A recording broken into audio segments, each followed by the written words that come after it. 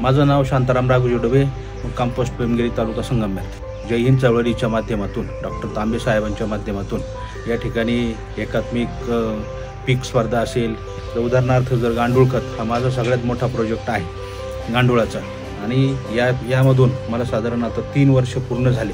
यामधून मी डाळिंब पिकासाठी आणि कांद्यासाठी व बाकीच्या सर्व पिकासाठी मी 3 वर्षापासून गांडूळ खताचा वापर करतो, परंतु अत्यंत चांगला असा मला त्याचा बेनिफिट झालेला आहे। आणि त्याच्यामुळे मला रासायनिक खतं कमी लागतात।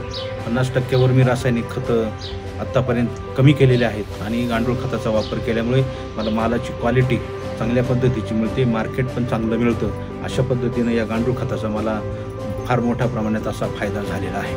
हे जे स्लरी टँक आम्ही इथे बसवलेले आहेत, तर यामध्ये आम्ही शेण, गूळ, गोमित्र आणि बेसन पीठ असं एकत्रित करून 7 दिवस त्याला मुरवतो आणि त्यापासून स्लरी तयार होते। आणि ही स्लरी आम्ही डाळिंबाच्या बागेला, कांद्याच्या पिकाला सोडतो, त्याचा परिणाम चांगला इथून पुढे होईल।